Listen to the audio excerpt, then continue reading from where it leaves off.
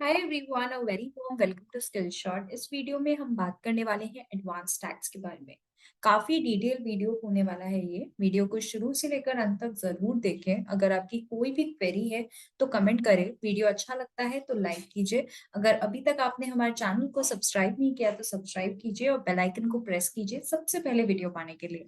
तो हम स्टार्ट करेंगे एडवांस टैक्स से। इसमें हम सीखेंगे कि एडवांस टैक्स आखिर है क्या, क्यों लाया गया एडवांस टैक्स, क्या एप्लीकेबिलिटी है, कैसे हम कंप्यूट करेंगे एडवांस टैक्स, अगर हम प्रॉपर्ली एडवांस टैक्स का पेमेंट नहीं कर रहे तो इंटरेस्ट का पेमेंट कैसे करना है, क्या सेक्शन के अंडर इंटरेस्ट का पेमेंट होने वाला है, क्या रेट होने वाला है, सारा कुछ हम एकदम डिटेल में डिस्कस करेंगे। तो हम स्टार्ट करते हैं। सबसे पहले आपके दिमाग में क्वेश्चन आ रहा होगा, व्हाई एडवांस टैक्स, आखिर क्यों एडवांस टैक्स लाया गया।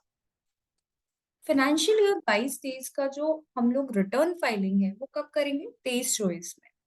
तो इसका ड्यू डेट क्या होता है, 31 जुलाई 2023, अगर आप इंडिविजुअल एचयूएफ या फर्म हो जिनका ऑडिट नहीं हो रहा है। अगर आपका टैक्स ऑडिट हो रहा है और आप इंडिविजुअल एचयूएफ फर्म हो या आप एक कंपनी हो, तब 30 अक्टूबर 2023 रिटर्न फाइलिंग का डेट है। अगर एडवांस टैक्स नहीं होता तो आप रिटर्न फाइलिंग के डेट पे ही टैक्स पे करते हो। तो 22-23 का जो टैक्स है वो आप बहुत लेट पे कर रहे हो, जिस कारण गवर्नमेंट को पैसा नहीं मिल रहा है। अगर गवर्नमेंट को पैसा नहीं मिलेगा तो डेवलपमेंट एक्टिविटी कैसे होगा। इसलिए गवर्नमेंट ने सोचा कि क्यों ना हम एस्टिमेशन बेसिस पे टैक्स कलेक्ट कर ले 22-23 में ही। लेकिन आपको एक साथ नहीं, इंस्टॉलमेंट में पेमेंट करना है, लेकिन पूरा टैक्स आपको 22-23 में ही पेमेंट करना है on the basis of certain estimation. तो ये क्या होता है ना कि आपको एस्टिमेट करना पड़ता है अपना टैक्स लाइबिलिटी और उस हिसाब से आपको पेमेंट करना होता है टैक्सेस का। अब बात करते हैं एप्लीकेबिलिटी के बारे में। एप्लीकेबिलिटी का मतलब ये होता है कि किन किन पे ही एप्लीकेबल है, क्या सारे जन को एडवांस टैक्स पे करना है। तो जिनका टैक्स लाइबिलिटी 10,000 या उससे ज्यादा है उन्हें एडवांस टैक्स पे करना है। लेकिन in case of resident senior citizen जिनका एज 60 ईयर या उससे ज्यादा है, उन्हें टैक्स नहीं पे करना है एडवांस में, अगर उनका इनकम बिजनेस या प्रोफेशन से नहीं है। तो ये एक एक्सेप्शन है। तो आप लोग, एक क्वेश्चन मैंने दिया है, mister Raju aged 40 year, 40 year मतलब 60 साल से कम है, is running a store, the turnover of the store for the financial year is 40 lakh, his accounts revealed a net profit of 2,60,000, will he be liable to pay advance tax. सबसे पहले इन्होंने खाली net profit दिया है तो हमें tax की liability जो है वो कंप्यूट करनी होगी। तो पहले स्लैब देख लेते हैं कि 2.5 लाख तक इनको कुछ भी टैक्स नहीं देना है, 2,50,000 तक कुछ भी टैक्स नहीं देना है। 2,50,000 से लेकर 5 लाख तक 5%, 5 से 10 लाख तक 20% और अबव 10 लाख 30%। तो ये जो 2,60,000 है उसमें से 2,50,000 तक कुछ भी टैक्स नहीं है और रिमेनिंग 10,000 पे 5% टैक्स उनको देना है। ठीक है। लेकिन इसमें भी आपको रिबेट मिलता है। अगर आपका इनकम 5 लाख तक है तो आपको रिबेट मिलेगा 100% इनकम टैक्स का। जो भी आपका टैक्स आएगा उसका 100% या 12,500 विच एवर इज लेस। तो इनका 10,000 का जो 5% टैक्स आएगा उसका रिबेट पूरा मिल जाएगा। तो टैक्स लाइबिलिटी इनकी कुछ भी नहीं होगी, नील टैक्स लाइबिलिटी होगी। तो इसलिए नील टैक्स लाइबिलिटी होगी तो एडवांस टैक्स देने की जरूरत नहीं है। अगर आप देखोगे तो 10,000 का अगर 5% करोगे और उसका 100% का तो उनको रिबेट ही मिल गया। तो टैक्स लाइबिलिटी क्या है, कुछ भी नहीं। तो उनको एडवांस टैक्स भी देने की जरूरत नहीं है, क्योंकि एडवांस टैक्स तभी देना है जब आपकी टैक्स लाइबिलिटी 10,000 या उससे ज्यादा हो। Due date for payment of advance tax. एक क्वेश्चन दिमाग में आता है कि एडवांस टैक्स क्या एक साथ देना है या इंस्टॉलमेंट में देना है। अगर इंस्टॉलमेंट में देना है तो कैसे देना है। तो स्टेटस पहले जान लेते हैं। दो तरह के एसएससी में डिवाइड किया गया है, ऑल एसएससी एक्सेप्ट 44 एडी और एडीए। तो 44 एडी और एडीए क्या है, प्रिजेंटिव टैक्सेशन स्कीम होता है जिसमें एसएससी अपना टैक्स टर्नओवर के बेसिस पे चुका सकता है। वो किन्हीं किन्हीं पे एप्लीकेबल रहते हैं, जो छोटे व्यापारी होते हैं उन पे एप्लीकेबल होते हैं। तो जो छोटे व्यापारी नहीं है, जो प्रिजेंटिव टैक्सेशन स्कीम में नहीं है, वो अपना टैक्स इंस्टॉलमेंट बेसिस पे देंगे। कैसे देंगे, 15 जून तक उनको मिनिमम 15% ऑफ एडवांस टैक्स देना है। मतलब पहले तो वो कंप्यूट करेंगे अपना एडवांस टैक्स और उसका 15% वो 15 जून तक देंगे। 15 सितंबर तक 45% उनको देना है, पूरा total 45% of the advance tax उनको देना पड़ेगा। By 15 December 75% of advance tax देना है और रिमेनिंग 15 मार्च तक 100% उनका एडवांस टैक्स पे हो जाना चाहिए। अगर वो प्रिजेम्पटिव टैक्सेशन में है तो 15 जून, 15 सितंबर, 15 दिसंबर उनको कुछ भी नहीं देना है। 15 मार्च को उनको 100% अपना टैक्स जो है वो पे करना है। ठीक है, तो ये उनके लिए एक फ्लेक्सिबिलिटी है कि 15 मार्च को उनको 100% पे करना है, जो छोटे व्यापारी है जो प्रिजेम्पटिव टैक्सेशन स्कीम में है। Any tax paid till 31st March will be treated as an advance tax. अगर आप 31st मार्च तक भी पेमेंट करते हो तो भी वो एक एडवांस टैक्स ही माना जाता है। अगर आपका कोई इंस्टॉलमेंट ऐसे दिन है जिस दिन बैंक क्लोज्ड है तो भी आप इमीडिएटली फॉलोइंग डे में पे कर सकते हो advance tax. Payment of advance tax, तो अगर सपोज कीजिए आपने फर्स्ट इंस्टॉलमेंट, सेकंड या थर्ड इंस्टॉलमेंट दे दिया, उसके बाद आपके टैक्स लाइबिलिटी में चेंज आया। क्यों आया? क्योंकि हर चीज हम एस्टिमेटेड बेसिस पे कर रहे हैं। तो अगर कोई चेंज आ रहा है आपके टैक्स लाइबिलिटी पे तो आपको रिवाइज क्वांटम के हिसाब से एडवांस टैक्स रिमेनिंग इंस्टॉलमेंट में पे करना है। जो रिवाइज आपका टैक्स लाइबिलिटी आ रहा है उस बेसिस पे आपको एडवांस टैक्स कंप्यूट करना है और रिमेनिंग इंस्टॉलमेंट में देना है।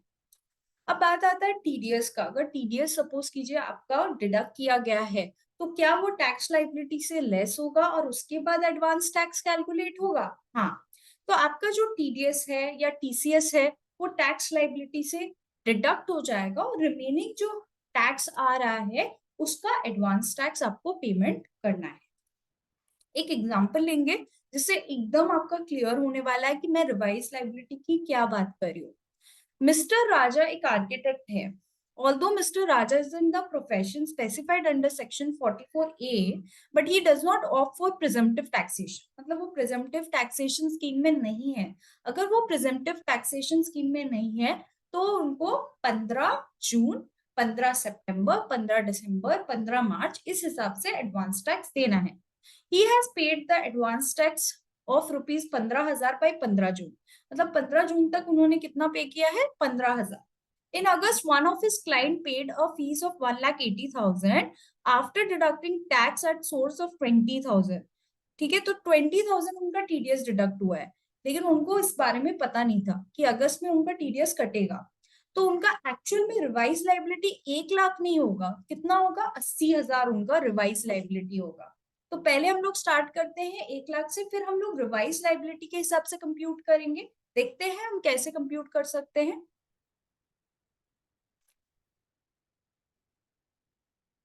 एक्सेल में हम कर रहे हैं। सबसे पहले इंस्टॉलमेंट कब कब उनको पे करना है? एक 15 जून को, 15 सितंबर, 15 दिसंबर और 15 जनवरी। ठीक है, सॉरी जनवरी नहीं है, मार्च, मार्च को पे कर। तो ये उनका इंस्टॉलमेंट का ड्यू डेट्स रहेगा। तो सबसे पहले उनको लगा था कि 1 लाख मेरा जो है वो है टैक्स लाइबिलिटी। तो 1 लाख का 15% कितना होता है? 15,000 उन्होंने पे किया 15 जून तक। ठीक है, फिर रिवाइज क्या हो गया? रिवाइज हो गया 80,000। 80,000 रिवाइज हो चुका है। तो उनको देना कितना था? 15 जून तक देना कितना था? 15% ऑफ 80,000 मतलब 12,000 रुपया देना था, लेकिन पे कितना किया? 15,000। ठीक है, तो नेक्स्ट इंस्टॉलमेंट 15 सितंबर को ड्यू है। 15 सितंबर को हम कितना पे करेंगे? 45%। कैसे कंप्यूट करेंगे? अगर क्यूमुलेटिव बेसिस में निकालूं तो 80,000 का मेरे को कितना देना है? 45%, जो होता है 36,000, 36,000। ऑलरेडी मैंने 15,000 दे दिया है, तो मैं कितना पे करूंगी? 36,000 माइनस 15,000 मतलब 21,000 में पे करूंगी। ऑलरेडी मैं दे चुकी हूँ 15,000, तो मैंने 36,000 से 15,000 को माइनस कर दिया। अब मेरे को 15 दिसंबर को क्या देना है? 80,000 का 75%। मेरा रिवाइज कैसे हो गया टैक्स लाइबिलिटी? 1 लाख मेरा था, लेकिन मेरा टीडीएस डिडक्ट हुआ, इस कारण मेरा 80,000 टैक्स लाइबिलिटी रिवाइज हो गया। तो मेरे को 60,000 देना है। 75% मैंने अभी तक दिया कितना है?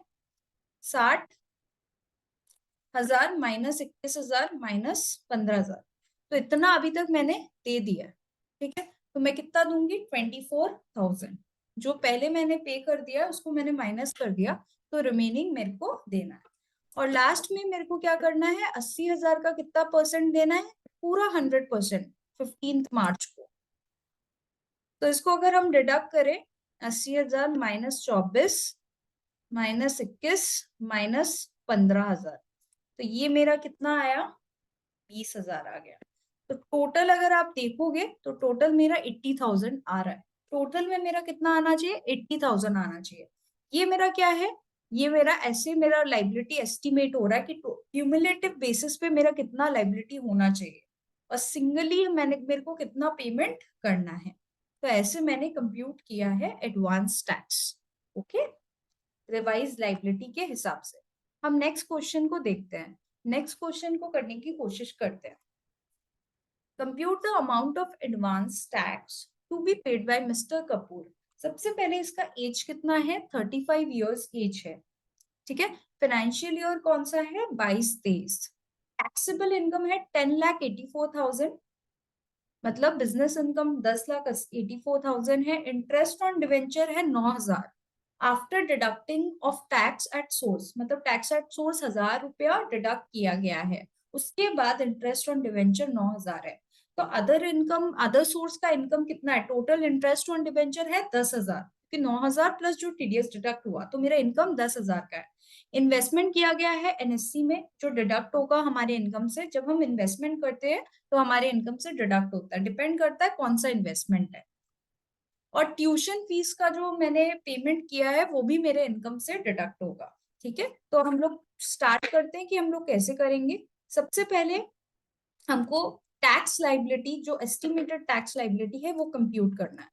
तो मेरा टैक्सेबल इनकम अगर मैं देखूं पीजीबीपी से, बिजनेस से, बिजनेस से है, profit and gain from business and profession कितना है, 10,84,000, ठीक है। अब मेरा अदर सोर्स का इनकम अगर मैं बोलूं, अदर सोर्स मतलब मेरा जो डिबेंचर के ऊपर मेरा इनकम आ रहा है वो कितना है, 9,000 प्लस 1,000 रुपया, दैट इज 10,000, ठीक है। तो ये मेरा टोटल इनकम हो गया। नेक्स्ट मैं लेस करूंगी डिडक्शन। एक तो एनएससी का जो 80C में मेरे को डिडक्शन मिलेगा, कितना डिडक्शन मेरे को मिलेगा, 80,000 मैंने पेमेंट किया, मैक्सिमम 1.5 लाख का डिडक्शन मिलता है 80C में, तो 80,000 मिलेगा। प्लस मेरे को ट्यूशन फीस का भी डिडक्शन मिलने वाला है, तो लेस ट्यूशन फीस, जो मैं ट्यूशन फीस पे कर रही हूँ उसका डिडक्शन अगर आप देखो तो इतना मिल रहा है, ठीक है। तो ये डिडक्शन कर देते हैं, दिस माइनस 80,000 माइनस दिस, तो ये मेरा क्या आ गया, इनकम आ गया। इनकम आ चुका है। अब इनकम पे मेरे को क्या करना है, टैक्स कंप्यूट करना है। तो टैक्स का स्लैब अगर आपको याद नहीं है तो मैं एक बार आपको दिखा देती हूँ टैक्स का स्लैब क्या होगा, मैं एक बार आपको दिखा देती हूँ। ये मेरा टैक्स का स्लैब है, 2.5 लाख तक कुछ भी नहीं है, 2.5 से 5 लाख 5% है, 5 से 10 लाख 20% है, और 10 लाख के ऊपर है 30%, ठीक है। तो हम कंप्यूट कर लेते हैं कि अप टू 2.5 लाख जो है मेरा टैक्स का स्लैब कितना है, कुछ भी नहीं है, अप टू 2.5 लाख 0, ठीक है।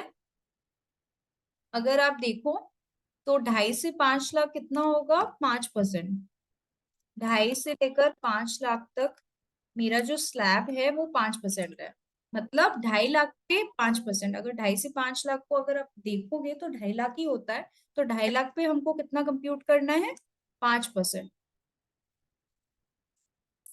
ठीक है। तो ये हो गया मेरा 1,25,000। फिर आप अगर देखें तो 5 लाख से,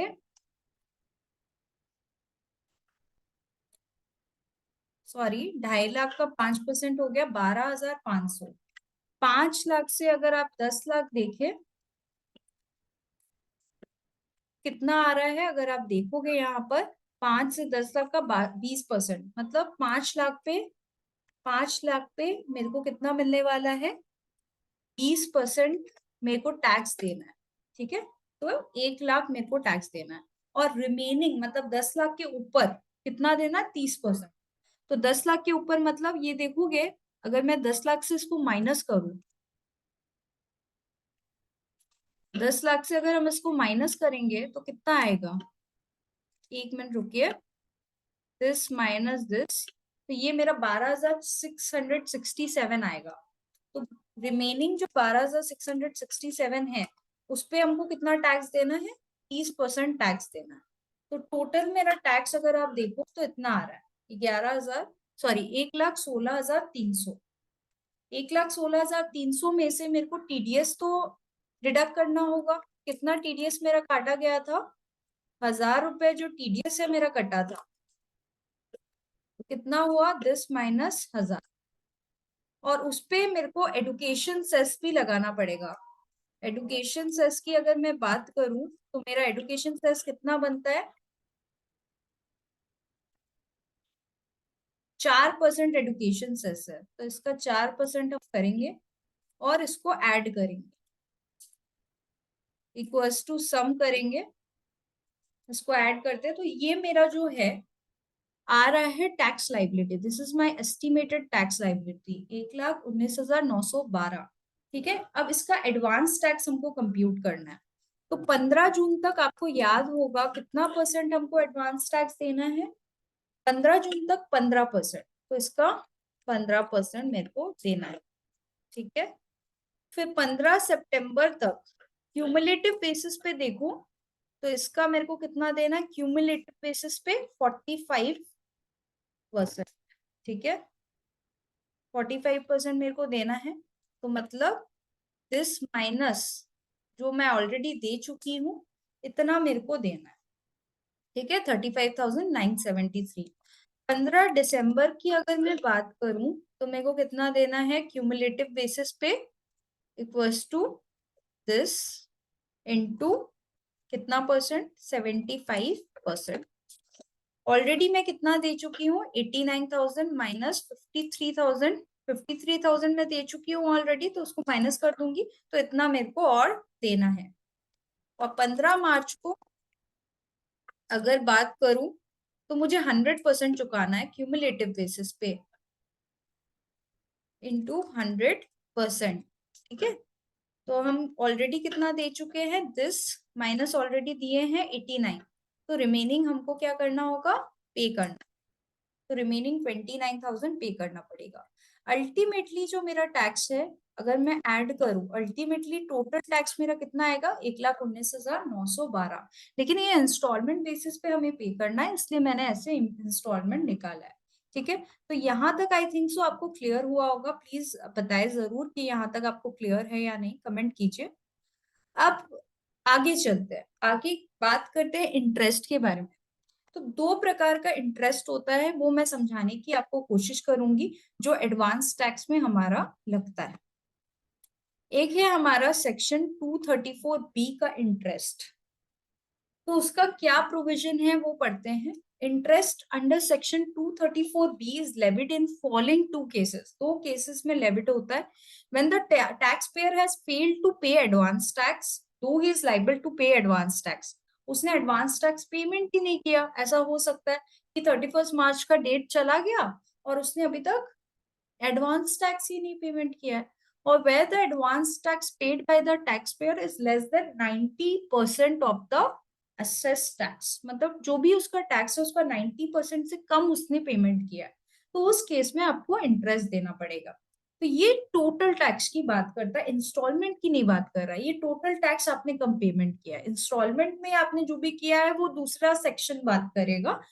टोटल टैक्स में आपने कम पेमेंट किया तो रेट ऑफ इंटरेस्ट क्या होगा, 1% पर मंथ और part of month for default in payment of advance tax. Per month या पार्ट ऑफ मंथ मतलब अगर आप सपोज कीजिए 1 महीना 16 दिन भी गड़बड़ी करते हो तो वो 2 महीने का इंटरेस्ट लेगा। और 1 महीना अगर आप 14 दिन भी गड़बड़ी कर रहे हो तो भी 2 महीना का इंटरेस्ट लेगा, क्योंकि पार्ट ऑफ मंथ भी इसमें आ रहा है 1% में।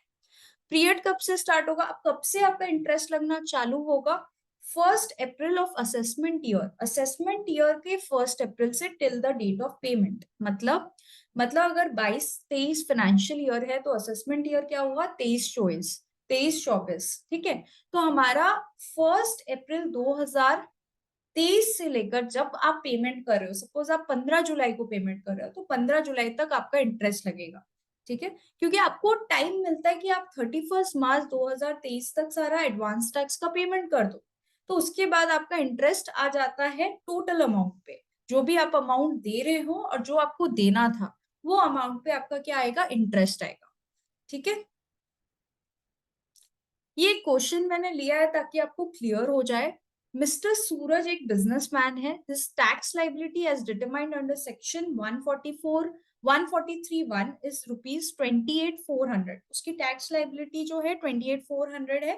ही has not paid any advance tax, उसने कुछ भी एडवांस टैक्स पेमेंट नहीं किया, लेकिन उसका टीडीएस है 10,000 का। तो टीडीएस 10,000 का है, टैक्स लाइबिलिटी 28,400 का है। तो अगर हम टीडीएस को डिडक्ट करें तो हमारा एडवांस टैक्स किस पे बनेगा, 18,400 पे। 28,400 minus 10,000। He paid the balance tax on 31 जुलाई। ठीक है, 31 जुलाई जो रिटर्न फाइलिंग डेट था तब उसने पेमेंट किया। Will he be liable to pay interest under section 234B? If yes, how much? कितना उसको इंटरेस्ट देना? सीन्स उसने पेमेंट लेट किया, ठीक है, और उसको पेमेंट कितना का करना चाहिए था, 18,400 का, और उसने लेट पेमेंट किया है। तो हम क्या करेंगे, उसने कब पेमेंट किया, 31 जुलाई को, तो हम 1 अप्रैल से लेकर 31 जुलाई तक का इंटरेस्ट चार्ज करने वाले हैं। कितना महीना हुआ, अप्रैल मई जून जुलाई। ठीक है, तो ये जो है अप्रैल मई जून जुलाई मतलब 4 महीने का हमको इंटरेस्ट चार्ज करना है। किस पे चार्ज करना है, 18,400 का कितना परसेंट हम चार्ज करने वाले हैं, 1% इंटू 4। तो 736 इंटरेस्ट जो है उनको देना है। एक मिनट, 18,400 पे 1% मैंने चार्ज किया। अगर आप यहाँ पर फॉर्मूला देखें तो 18,400 पे 1% इंटू 4 मंथ्स का उसको इंटरेस्ट देना पड़ेगा। कौन से सेक्शन में, 234B में, क्योंकि उसने अपना एडवांस टैक्स का पेमेंट नहीं किया, और किया भी तो बहुत लेट किया, दैट इज 31 जुलाई। उसने फाइनेंशियल ईयर 22-23 में पूरा एडवांस टैक्स पेमेंट नहीं किया। अब हम दूसरे इंटरेस्ट का बात करते हैं जो सेक्शन 234C में आता है। एक तो 234B वाला है जो आपका बताता है कि आप 31 मार्च तक अगर आप पेमेंट नहीं कर रहे हो 90% ऑफ योर एडवांस टैक्स, तब आपको इंटरेस्ट देना पड़ेगा। वो इंटरेस्ट कब से लगना चालू होगा, 1 अप्रैल से, और जब तक आप पेमेंट कर रहे हो तब तक आपका इंटरेस्ट लगेगा। अब ये जो 234C वाला इंटरेस्ट है ना, वो बताता है इंस्टॉलमेंट के बारे में, कि आपने इंस्टॉलमेंट में गड़बड़ी की है, कि मिनिमम आपको कुछ टैक्स देना था इंस्टॉलमेंट में जो आपने पेमेंट नहीं किया है।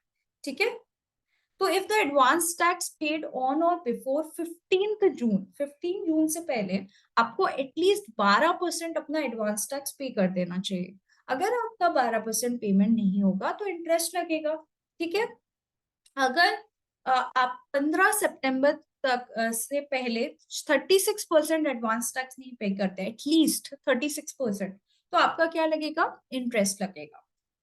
15 दिसंबर तक अगर आप 75% एडवांस टैक्स नहीं पे कर रहे हो तो इंटरेस्ट लगेगा, और 15 मार्च तक अगर आप 100% एडवांस टैक्स नहीं पे कर रहे हैं तो आपका इंटरेस्ट लगेगा।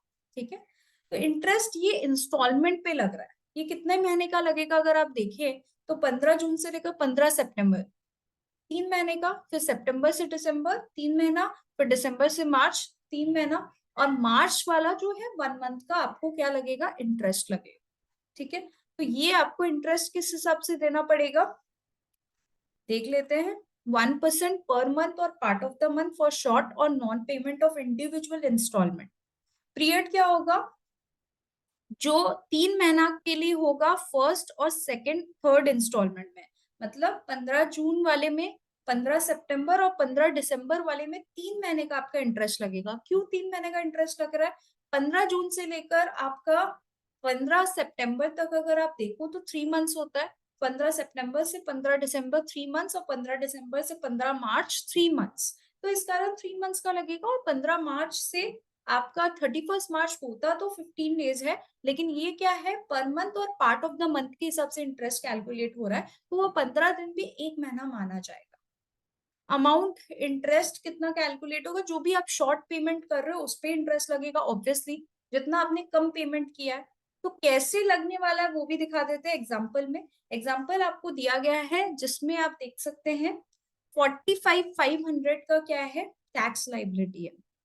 he has paid advance tax as given below. कितना पे किया है? 8,000, 11,000, 12,000, 14,500। तो 8,000 कब पेमेंट किया था? 15 जून को, 11,000 15 सितंबर को, 12,000 15 दिसंबर को, 14,500 15 मार्च को। तो अब हम लोग देखते हैं इसका लाइबिलिटी जो है वो कैसे कंप्यूट होगा। सबसे पहले हम लोग क्या करेंगे, 8,000 हम लिखेंगे। कब हुआ? 15 जून को। टोटल कितना था इसका टैक्स लाइबिलिटी? अगर आप देखो तो 45,500 टोटल टैक्स लाइबिलिटी था। 45,500। ओके। फिर 15 सितंबर को अगर हम देखें, 15 सितंबर को 11,000 का पेमेंट हुआ है। फिर 15 दिसंबर को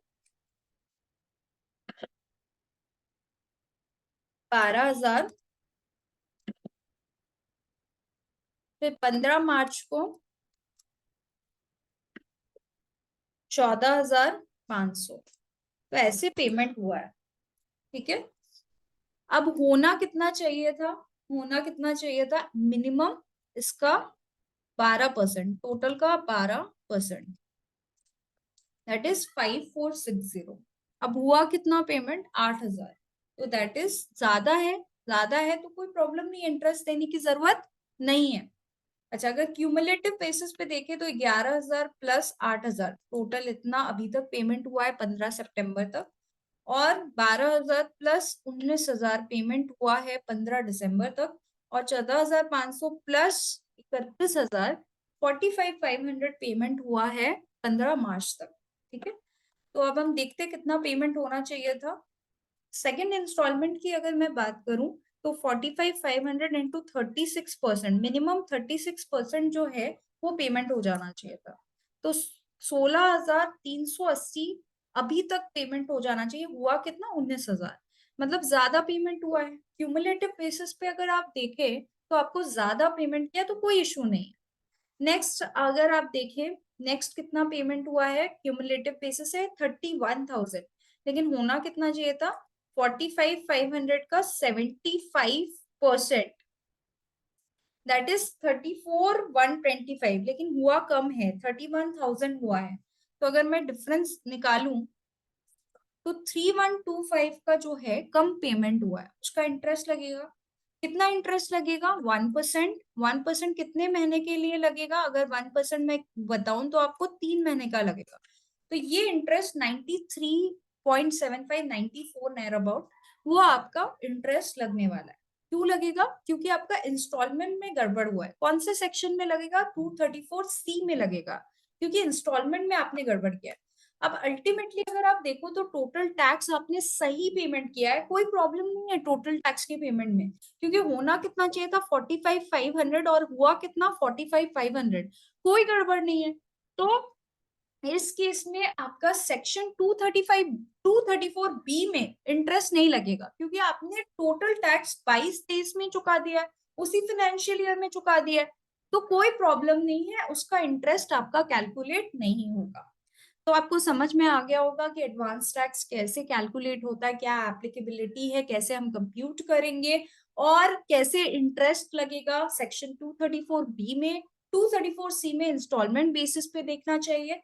हर 3 इंस्टॉलमेंट का 3 महीने का इंटरेस्ट लगेगा, 3 महीना करके। और लास्ट इंस्टॉलमेंट का 1 महीना का इंटरेस्ट लगेगा। अगर 234B की बात करूं तो हमारा जो है, मैंने टोटल टैक्स जो है सही से पेमेंट नहीं किया है, तो 1 अप्रैल से लेकर क्या करेंगे, जब तक हमने पेमेंट किया है तब तक का इंटरेस्ट देना पड़ेगा।